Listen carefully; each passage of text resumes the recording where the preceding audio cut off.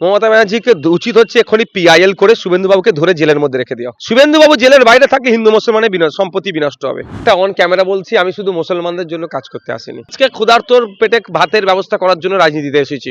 ভারত সরকার supreme কোর্টকে তথ্য দিচ্ছে 40,000-এর একটু বেশি রোহিঙ্গা সারা ভারতবর্ষে আছে, আর শুভেন্দুবাবু 1.5 কোটি কোথায় পেল? আমাদের একদম স্পষ্ট বার্তা, হিন্দুর জোটও নয়, মুসলমানের জোটও নয়, মানুষের জোট তৈরি করতে হবে 2026-এ।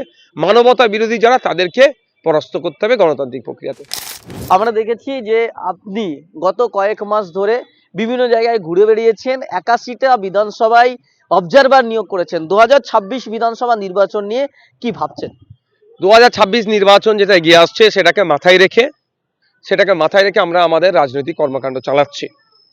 তবে একটা কথা, শুধু ভোটে জিততে হবে এটা আমাদের স্বপ্ন নয়, সমাজ ব্যবস্থা আমাদের পরিবর্তন করার মূল লক্ষ্য। হ্যাঁ, ভোট আসছে, সেখানে কন্টেস্ট করব, সেই জন্য 100-র অধিক আমাদের টোটাল অবজারভার। ফার্স্ট ফেজে 81, সেকেন্ড ফেজে আমরা বাকিটা দিয়ে 100 অধিক আমরা অবজারভার দিয়েছি। আমাদের কাজ চলছে। 2026 নির্বাচনে আমরা চাইছি এমন একটা সরকার তৈরি হোক যে সরকার এই লরিওয়ালাদের উপর ডিস্টার্ব করবে না। টাকা তুলছে তো, এখন রাস্তাতে কিভাবে লরিওয়ালাগুলোকে, বাসওয়ালাগুলোকে ডিস্টার্ব করছে, ন্যূনতম মজুরি ঠিকঠাক পাচ্ছে না, শ্রমজীবী মানুষ আছে বঞ্চিত হচ্ছে, হসপিটালে গেলে সরকারি ট্রিটমেন্ট পাচ্ছে না, ঔষধ পাচ্ছে না, বিশৃঙ্খলা হচ্ছে বিভিন্ন জায়গাতে, স্কুলে টিচার নাই, মিড ডে মিলের খাবার থেকে লুট হয়ে যাচ্ছে, মানে যেখানে যাবেন দুর্নীতি দুর্নীতি দুর্নীতি। আমরা চাই একটা দুর্নীতিমুক্ত সমাজ, সুষ্ঠু একটা সরকার। সেই জন্য মানুষের কাছে আপিল করে, মানুষ যদি আমাদেরকে চায় তাহলে আমরা সুষ্ঠু সমাজ ব্যবস্থার জন্য উপহার দেবো তাদেরকে একটা। এই বললেন 100-এর অধিক আসনে আপনারা অবজারভার দিয়েছেন। 2021 বিধানসভা নির্বাচনে সংযুক্ত মোর্চার জোট হয়েছিল এবং সেই জোটের আপনি একমাত্র বিধায়ক। আপনি এখনো নিজেকে বলেন সংযুক্ত মোর্চার আপনি বিধায়ক, কিন্তু তারা বলেছিল, আরো আপনাদের জোট সঙ্গীরা বলেছিল যে ভোট শেষ, জোট শেষ। আগামী 26 বিধানসভা নির্বাচনে কার সঙ্গে জোট করবেন? বাম কংগ্রেস নাকি হুমায়ুন কবিরের সঙ্গে, নাকি তৃণমূল কংগ্রেসের সঙ্গে? তৃণমূল কংগ্রেস বা বিজেপির প্রশ্ন আসছেই না। থেকে যাচ্ছে সব থেকে বড় যেটা প্রায়োরিটি, সেটা হচ্ছে কি, অবিজেপি অতৃণমূল শক্তি আমরা মাথায় রাখছি। সেকুলার মাইন্ড নিয়ে যারা চলে তাদেরকে আমরা ঐক্যবদ্ধ করার চেষ্টা করছি।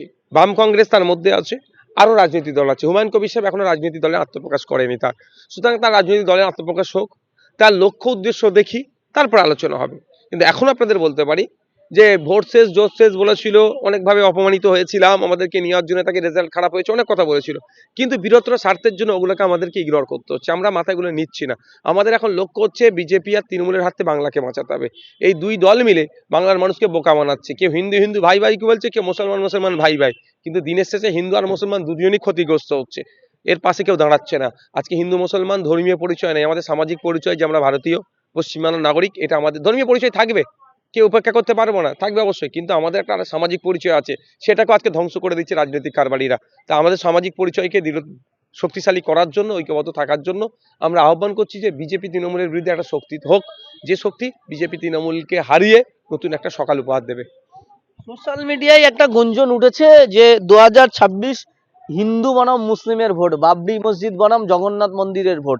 এই যে গুঞ্জন উঠছে, এর মধ্যে অনেকে আওয়াজ তুলছেন যে মুসলিম জোট, আর নাকি সেই জোটের নেতা হচ্ছেন নওশাদ সিদ্দিকী, হুমায়ুন কবির, এরা সব নেতা হচ্ছে।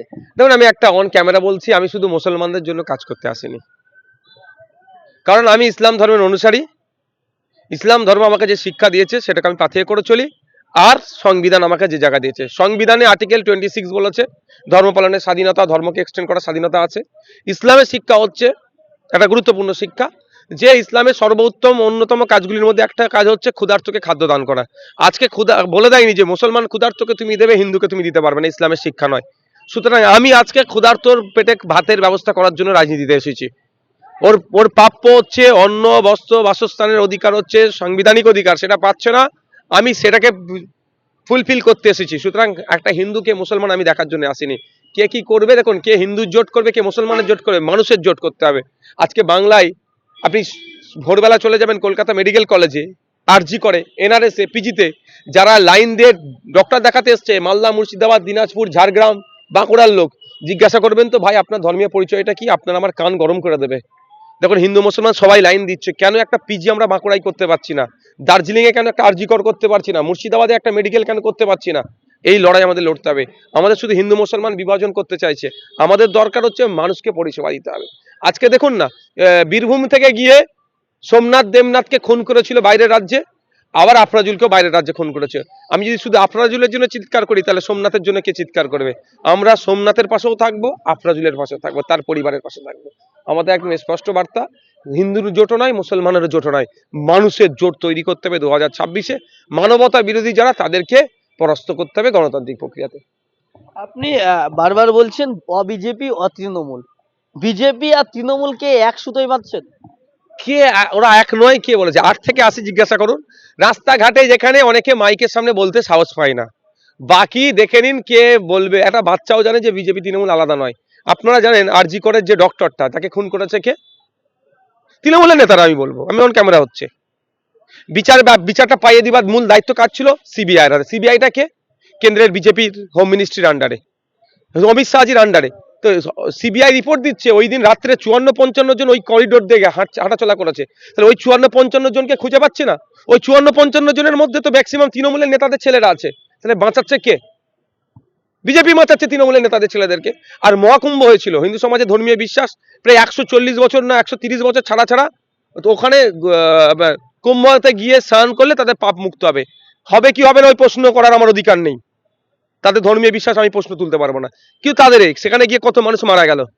যখন পার্লামেন্টে আলোচনা করার কথা বলা হচ্ছিল তখন পার্লামেন্টে আলোচনা করলো না। আর কি দেখলাম, তৃণমূলের একটা এমপি চলে গেল ওখানে গঙ্গা স্নান করে ভিডিও বাইট দিচ্ছে। কি এর থেকে ভালো আর অ্যারেঞ্জমেন্ট হয়নি? মানে কি যোগী আদিত্যনাথকে ক্লিন চিট দিচ্ছে, গাড্ডাই পড়েছে বিজেপি, তাকে ক্লিন চিট দিচ্ছে। তো এটাই বিজেপি যখন গাড্ডাই পড়ে তৃণমূল তাকে ক্লিন চিট দেয়। তৃণমূল চোরেরা যখন ফেসে যায় তখন দিল্লিগামী ফ্লাইট মমতা ব্যানার্জি ধরে। একটা জিনিস আমরা দেখেছি যে এসআইআর যখন থেকে শুরু হয় তখন থেকেই বিরোধী দলনেতা শুভেন্দু অধিকারী বলেছিলেন 1 কোটিরও বেশি রোহিঙ্গা বাদ যাবে। সেখানে আমরা দেখছি যে নির্বাচন কমিশন যে এসআইআর এর খসড়া তালিকা তৈরি করেছেন সেখানে 58 লাখ সামথিং কিছু মানুষ বাদ গেছে, তার মধ্যে 23 লক্ষর প্লাস ভোটার মৃত। ফলে যারা বাদ গেছে তাদের অনেকের ডকুমেন্টস আছে, তাদের মিস আন্ডারস্ট্যান্ডিং হচ্ছে, আরো অনেক সমস্যা রয়েছে। তাহলে এই যে রোহিঙ্গা, 1 কোটি রোহিঙ্গা যে শুভেন্দু অধিকারী যে হাওয়া তুলেছিলেন এবং রোহিঙ্গা মুসলমান বাংলাদেশি মুসলমান বলে দাগিয়ে দেওয়ার চেষ্টা হচ্ছিল, এটা নিয়ে কি বলবেন? মমতা ব্যানার্জিকে উচিত হচ্ছে এখনই পিআইএল করে শুভেন্দু বাবুকে ধরে জেলের মধ্যে রেখে দেওয়া। শুভেন্দু বাবু জেলের বাইরে থাকলে হিন্দু মুসলমানের সম্পত্তি বিনষ্ট হবে। ভারত সরকার সুপ্রিম কোর্টকে তথ্য দিচ্ছে 40,000-এর একটু বেশি রোহিঙ্গা সারা ভারতবর্ষে আছে। আর শুভেন্দু বাবু 1.5 কোটি কোথায় পেল? আর সব দলে নাকি বাংলাদেশ পালাচ্ছে। আর আপনার বিএসএফ এর যিনি এই রেঞ্জের দায়িত্বে আছেন তিনি প্রেস কনফারেন্স করে কি বলছেন, সামান্য কিছু মানুষ গিয়েছে।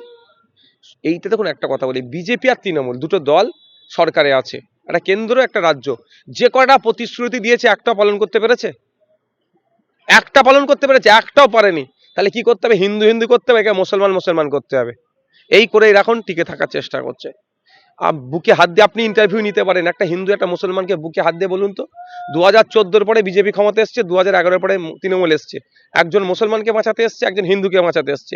হিন্দুকে আর মুসলমানকে জিজ্ঞাসা করেন বুকে হাত দিয়ে, মোদী ক্ষমতায় আসার পরে মমতা ক্ষমতায় আসার পরে ব্যক্তিগত কোনো হিন্দুর লাভ হয়েছে কি ব্যক্তিগত মুসলমানের লাভ হয়েছে?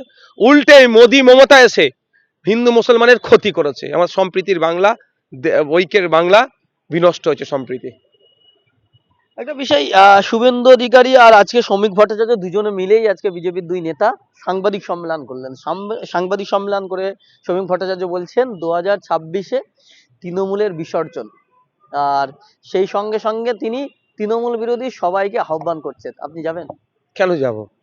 আমরা তৃণমূল বিজেপির বিরুদ্ধে লড়াই করব। দুটো দলকে বিসর্জন দিতে হবে গঙ্গাতে। গণতান্ত্রিক পন্থাতে দুটো দলকেই আমরা বিসর্জন দেবো। এই দল মিলে আমাদের শেষ করে ফেলছে বাংলাকে। 26 ইলেকশনে আপনাদের নির্বাচনী ইস্তেহার কি হতে যাচ্ছে, মানে কি কি বিষয় নিয়ে আপনারা ইলেকশন লড়বেন? হ্যাঁ, ওটা তো পার্টি ইন্টারনাল ব্যাপার, আলোচনা চলছে, গবেষণা চলছে। নিশ্চিতভাবে শিক্ষা, স্বাস্থ্য, কর্মসংস্থান এগুলো থাকবেই। পরিবেশের বিষয় থাকবে, নদ নদী নিয়ে আমাদের থাকবে। একটা বিষয় রয়েছে যে সম্প্রতি বাবরি মসজিদ তৈরি করার জন্য ভিত্তি প্রস্তর করেছেন হুমায়ুন কবির। শোনা যায় যে হুমায়ুন কবিরের সঙ্গে নাকি আপনার খুব বিশাল সখ্যতা, গোপনে গোপনে আপনি সাধও দিচ্ছেন। কতটা সত্য? হুমায়ুন কবিরের বাবরি মসজিদকে সমর্থন দিচ্ছেন? আমি লুকিয়ে কিছু কাজ করি না, যা করি প্রকাশ্য। দেখেছেন আমি প্রকাশ্য কিছু বলেছি। আমি শুধু একটা প্রশ্ন করেছিলাম ফিরহাদ হাকিম সাহেবদেরকে, যে হুমায়ুন কবির যদি মসজিদ তৈরি করার জন্য সাম্প্রদায়িক হয়ে যায়, মমতা ব্যানার্জি জগন্নাথ মন্দির দুর্গ অঙ্গন করার জন্য সাম্প্রদায়িক নয়, তাহলে তাকে দল থেকে বাদ দেবেন না, এই প্রশ্ন করেছিলাম। এটা মনে নয় যে হুমায়ুন কবির সাহেব আমার সাথে আমার খুব ভালো সম্পর্ক। একজন বিধায়ক হিসেবে অন্য বিধায়কের সাথে যতটুকু সম্পর্ক অতটুকুই, ওর বাইরে কিছু নেই। কিন্তু ফিরহাদ হাকিম বলছেন তো আপনি বিজেপি দালালি করছেন, আর কত দালালি করবেন? ও অকাপ চোর তো, ওয়াকাফ চোর, এতে কষ্ট হচ্ছে কেন? আমরা বলেছি ওয়াকাফ সম্পত্তি উদ্ধার করবো, ওনার বুকে ব্যথা লাগছে। ওনার নামে অভিযোগ আছে কলকাতায় দামি দামি প্রপার্টি উনি চুরি করে রেখেছেন, দখল করে রেখেছেন। কি বলছেন, একটা মন্ত্রীকে ওয়াকাফ চোর বলছেন আপনি? একদম, মমতা ব্যানার্জির ক্যাবিনেটের মন্ত্রী ফিরহাদ হাকিম সাহেব হচ্ছে পশ্চিমবাংলার সব থেকে বেশি দামি প্রপার্টি গুলো উনি দখল করে রেখেছেন, এই অভিযোগ আছে। আপনি বিধায়ককে চোর বলছেন, এই মন্ত্রীকে? কেন বলবো না? যে চুরি করেছে তাকে বলবো না? আর না হলে বা আমার বিরুদ্ধে ব্যবস্থা গ্রহণ করতে বলুন, ব্যবস্থা গ্রহণ করো, আমি তো অপেক্ষা আছি আমার বিরুদ্ধে নোটিশটা আসুক। যেই নোটিশ আসবে, যে যে জায়গাগুলো দখল করে রেখেছে সেগুলো যে আমরা ওয়াকাফ বোর্ডকে দিয়ে দখল করাবো, নাহলে আমরা ওখানে যে গিয়ে যারা যার যা আছে সেগুলোতে ব্যবস্থা করবো। কেঁচো খুঁড়তে গিয়ে কেউ বেরিয়ে যাবে, ওই জন্য কিছু বলছে না।